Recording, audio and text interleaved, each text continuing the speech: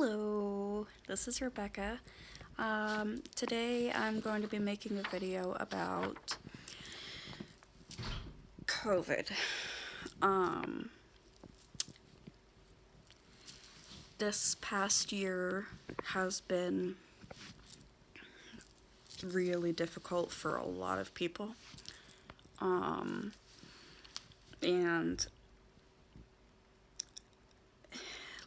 there's really no words to describe the loss that people have felt and the pain and frustration that has happened this year. And I feel like everyone was impacted in one way or another, myself included. So I wanted to make a video about this past year with COVID and having borderline along with this. So this is my buddy, okay? He goes with me pretty much everywhere. He helps me with grounding if I need to get over anxiety. Goes and rides in the car with me pretty much everywhere. I just don't usually take him in places, so he's gonna be with me, because this is gonna be a pretty stressful video for me to make, and I don't want to end up in a breakdown or not doing well, but I do want to tell my story about this past year. So first, disclaimers. I'm not a professional, and I'll say that in every video because I'm not a professional, and my videos should not substitute for a professional. These are my opinions.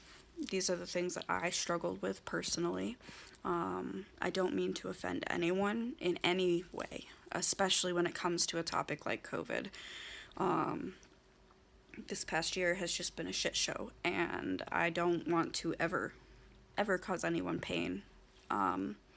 So that leads into trigger warnings. I have a few written down here.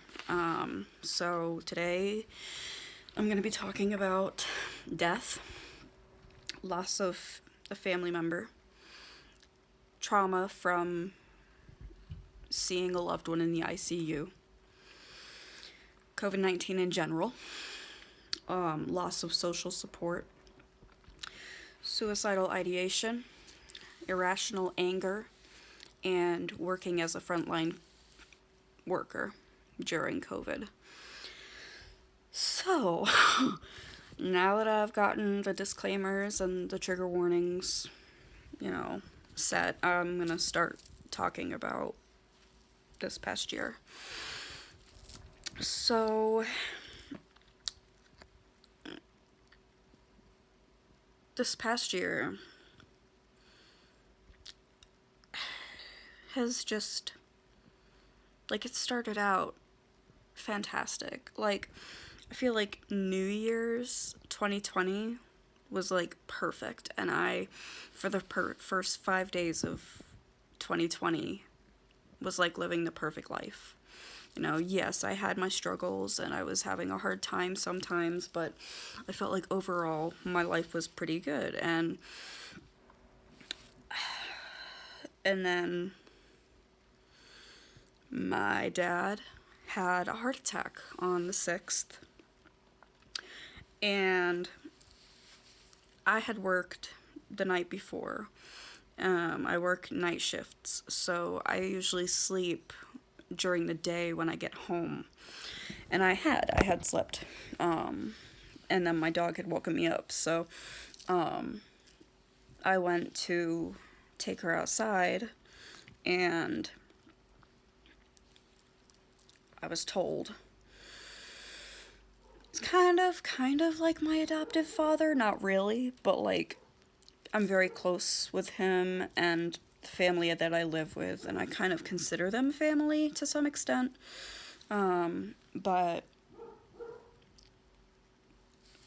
sorry, I'm having tics. I was on Prozac for a month at 18, and it caused tics, especially when I'm stressed, so I apologize if I start doing that.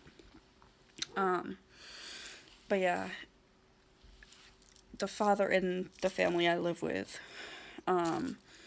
he knows that when something has happened, best way to tell me is to just blurt it out, because when I have time to think about someone saying we need to talk or something's wrong, like, I get really stressed out. So I went upstairs to go see my family here, and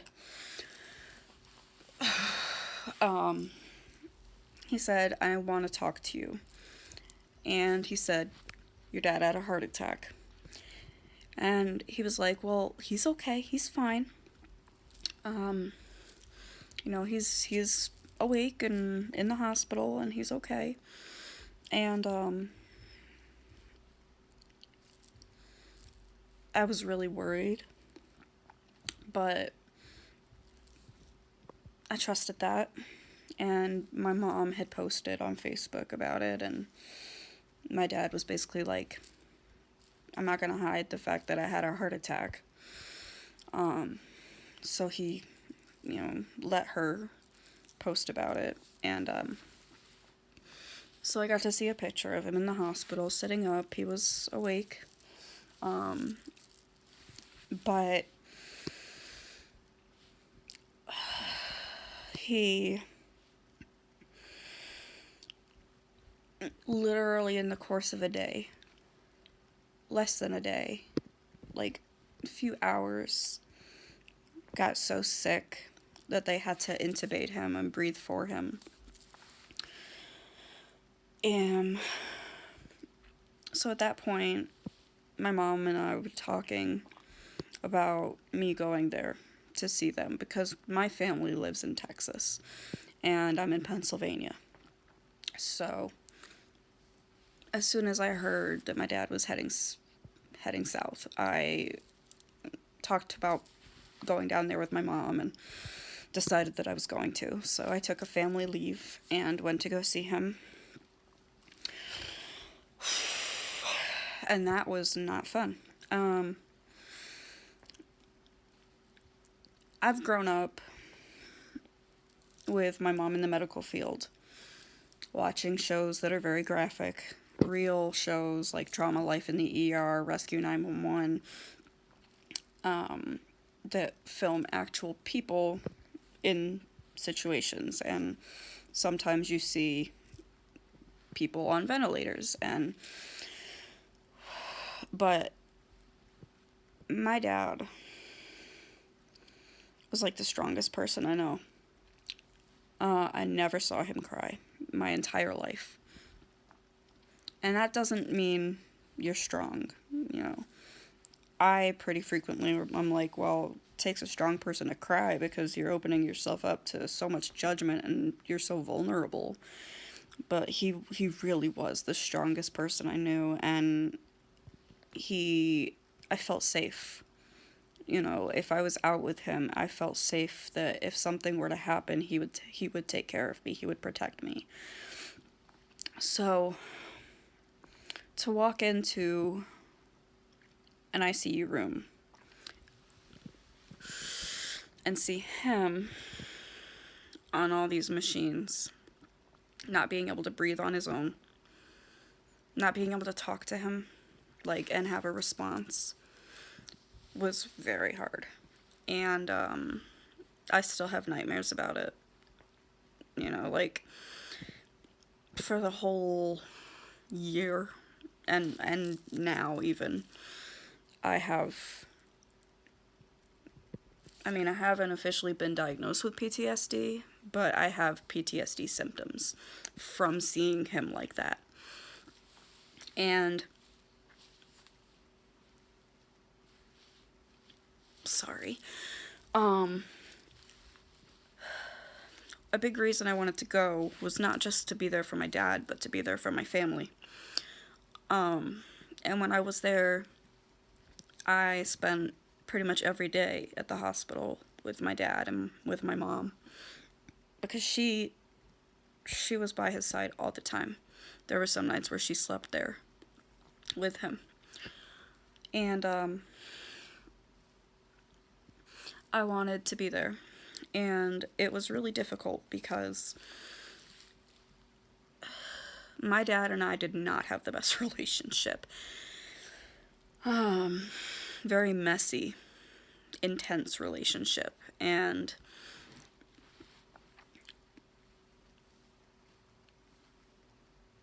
a lot of that was,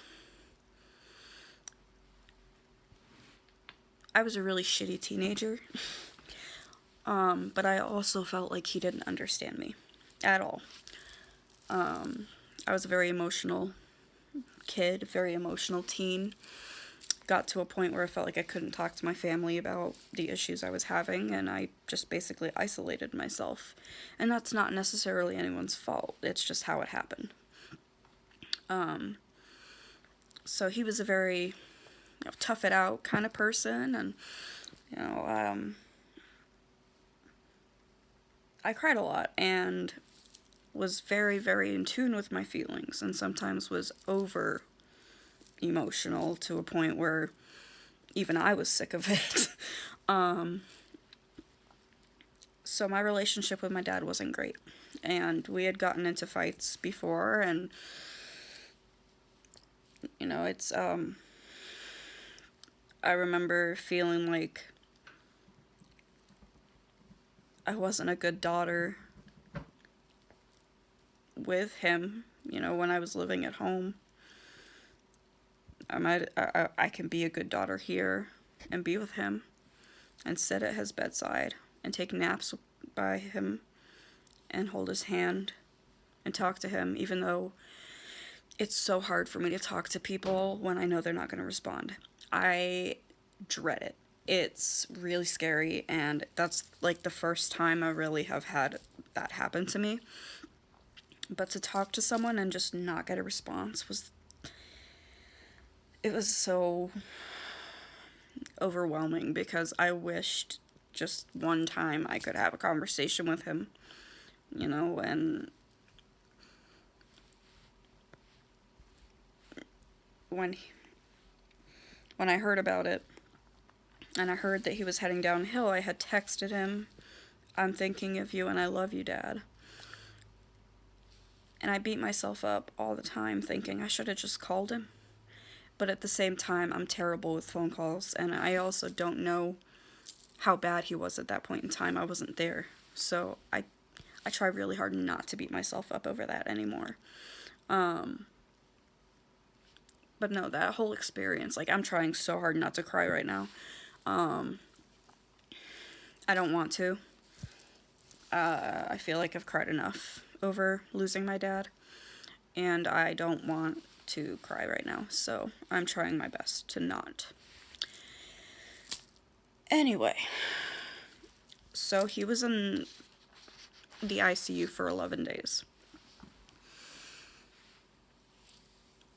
I was there for a week, and I had to go home after a week, and I knew that when I went back, things were probably going to be very different, because I had already planned to go see my family at the end of January, and I'd already had a ticket for months ahead of time. So I was supposed to go see them, and then my dad got sick, literally a couple weeks before I was supposed to go see my family. And that was so hard to think about, but I kept the ticket, and I went, and by the time I'd gone, he was dead.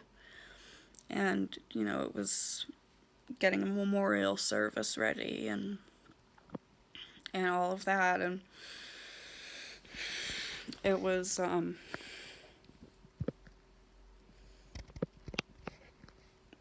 it was dreadful. It really was. It was horrible. And,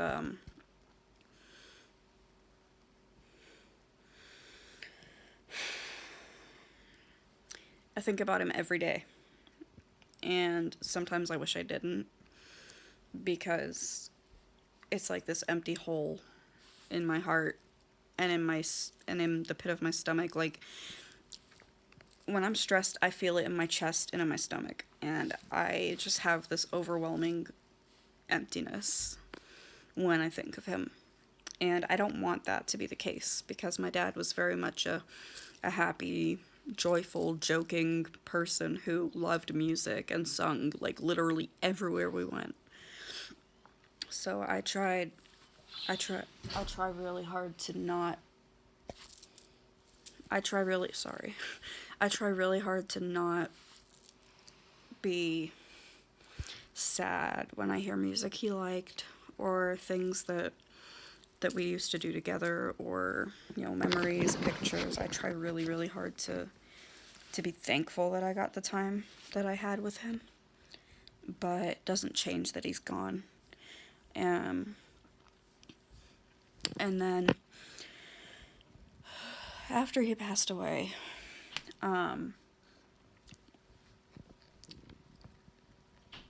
COVID started blowing up in like March. That's when like a lot of restrictions were placed. I work in healthcare, and I was working at a hospital in Jersey that got hit pretty hard with COVID. We actually think my dad may have died from COVID.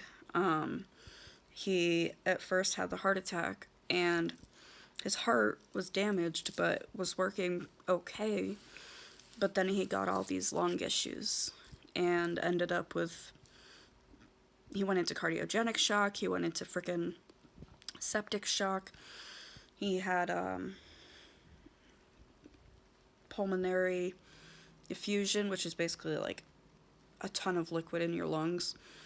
And they thought it was aspiration pneumonia, like he had thrown up and breathed in some of that when he was in shock. But we really do wonder if he had COVID. But back in January, they weren't testing for it. And, you know, it wasn't... And that's one thing I'm so thankful for, is that we got to be there and got to see him and spend time with him. Because for a long time, even now with COVID, they weren't letting anyone with their family members who had COVID. They were not letting anyone go and see their family. I think the only exception was like hospice care, people who are dying.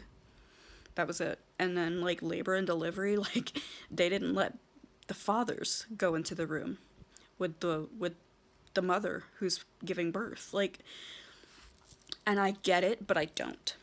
And that's something I'm going to talk about in a minute. But the thing that really got to me was that not all, but most of my social support disappeared because of COVID. Everyone was so scared, and, you know, social distancing and all that, and I needed it at that point in time. I needed the physical affection. I needed a hug from my friends. I needed to go see friends and distract myself. And I didn't get to do that. I think I had one friend who came to see me the entire time that COVID was like really bad, where, you know, it was new, and it was like for a few months after the restrictions and everything were placed. And she's immunocompromised, but she knew that if I didn't have someone, I might kill myself. And that sounds so dramatic, and I know it does. But my biggest fear, my whole life, has been losing my parents. And to be faced with that, and then not be able to go and see friends, or reach out for support, and go and physically cry on someone's shoulder, was just, it made it so much worse. And then among this time, I'm working in healthcare, and I watch people's hearts on monitors. There was so much change. Everything changed so fast. So, like, every day there was something new. New paperwork, new floors, new COVID units. pretty much every single floor in my hospital was COVID floor. And it was so depressing. Oh no. It was so depressing. It pissed me off so bad when people were like, oh, COVID's a hoax. No, it was fucking not a hoax. I had one night where 3 of my patients died. Like, one after the other, and it was horrendous. One of them was like 20 years old, and all of them had COVID. And I could just picture in my head seeing my dad the way he was in the ICU, that was probably how they looked. And I just remember I cried most of my shifts. I would cry through my shifts because it was so miserable. And I'm so thankful I have good coworkers, but it was awful. And there's still times now where it's awful.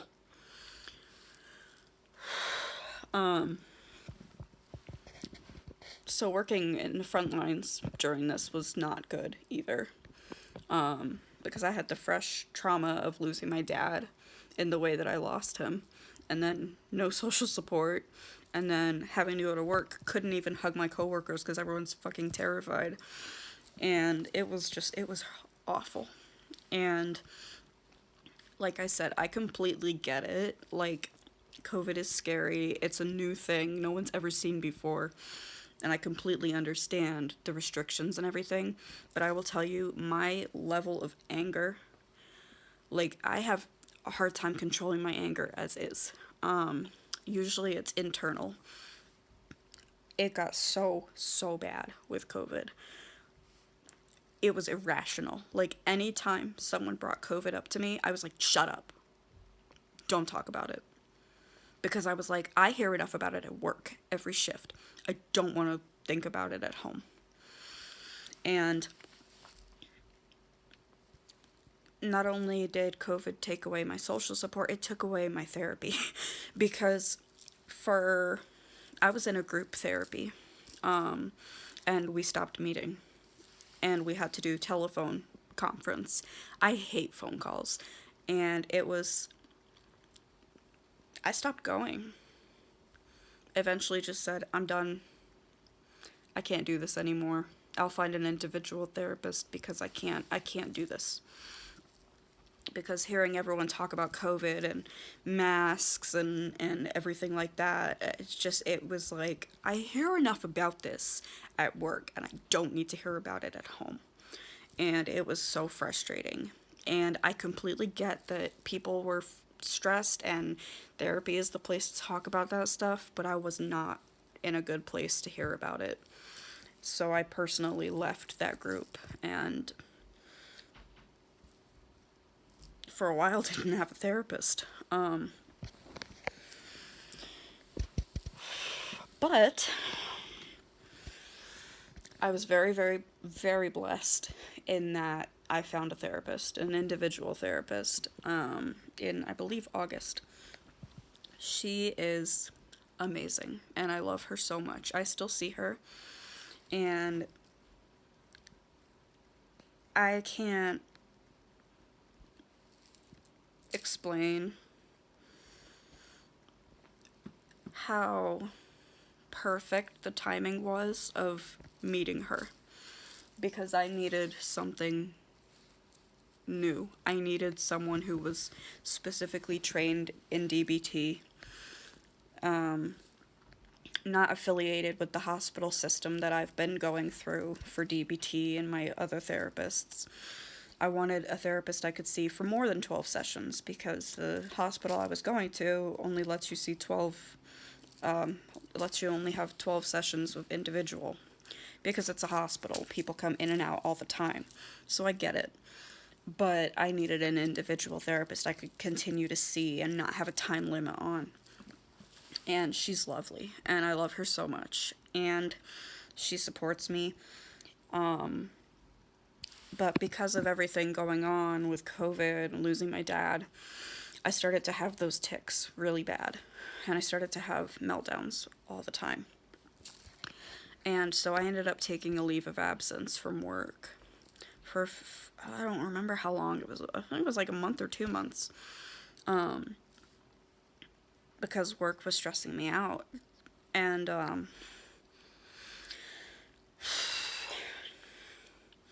it was hard because I was gonna say something.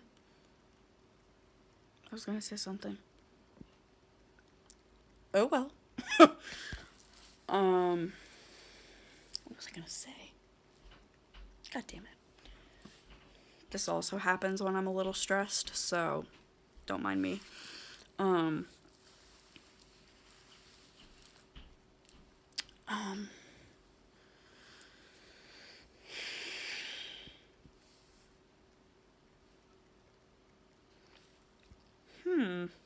I'm just gonna continue on because I can't remember what the hell I was gonna say.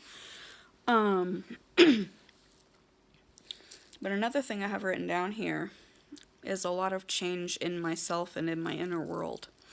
Now, there's a symptom of borderline that has happened a few times in a couple of my videos called Dissociation. Because everything was so stressful this past year, I was dissociating all the time. And I have an inner world that I started creating when I was very young. Anytime I went into this, like into my head, I would create this new world in my head. And it sounds crazy, but it's so in-depth and so ridiculously detailed that I'm carrying around this whole world in my head as well as reality. And there was a lot of change going on in there as well, which sucked because usually amongst the chaos of reality, that world was my safe place. And it's not a nice place, but it was the safest place I knew. And everything was shifting there too. And I felt like there was nothing I could do. I was completely out of control. I had no control over anything in my life. And it was awful. And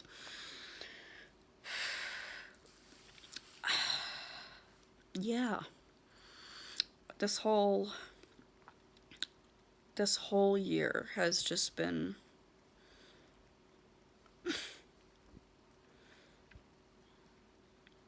a trash fire. I don't ever want to have another 2020 ever again. But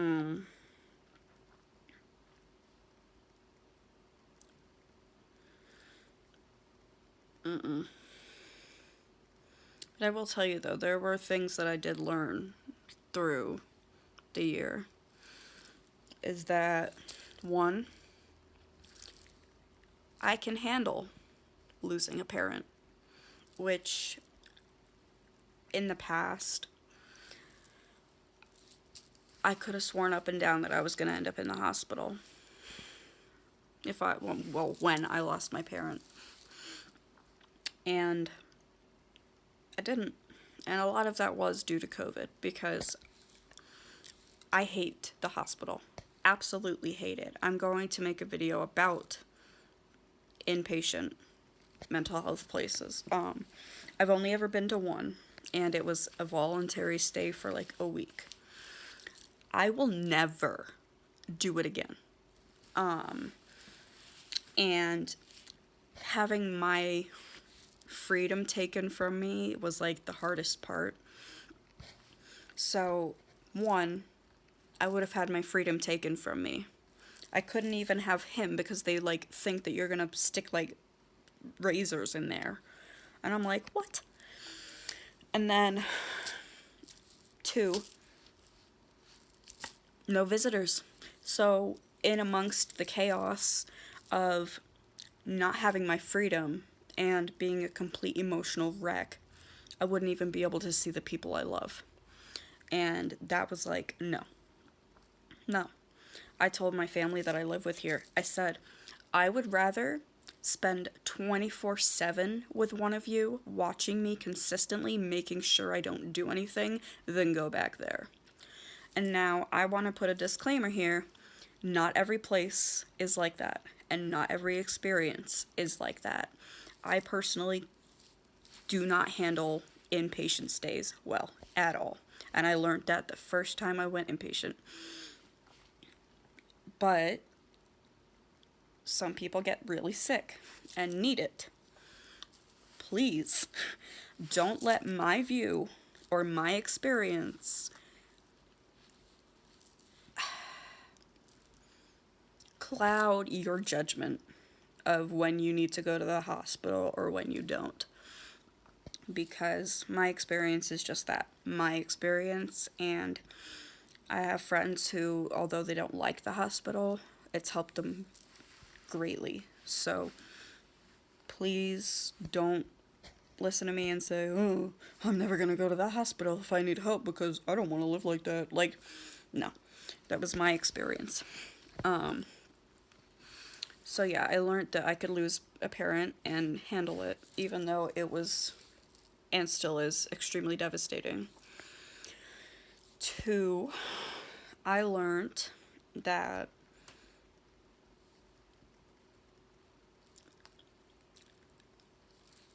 even in times of complete chaos, my mind is capable of creating balance.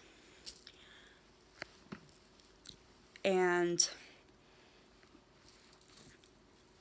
I'm not going to go really in detail on that because there is like a couple things I will not talk about that are really, really personal. And my basically last line of defense coping mechanisms that is mine, and I don't want to give anyone power to use that to their advantage or against me. So, but I had some events in my inner world happen that created balance after all of the chaos.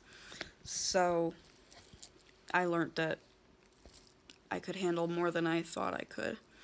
And I also learned that no matter where I go, I'm going to have these problems. And it doesn't necessarily mean that it's work. Yes, work can be very stressful, especially when you do work in healthcare, especially if you're on the front lines during this whole pandemic. So many nurses and technicians that I know have had to go find therapists because of everything they've seen, and it's dreadful. But I took a little bit off of work because I was so sick and came to the conclusion that it's not work that's giving me these problems, it's me. And no matter where I work, no matter where I go, these are my problems. And I feel like that's something that maybe other people need to hear. Yes, your work, situations in your life can definitely have an impact on you and make your mental health better or worse, depending. But personally, I came to the conclusion that no matter where I go, I'm going to have these issues. And I might as well just do the best I can, regardless of where I am, regardless of where I work.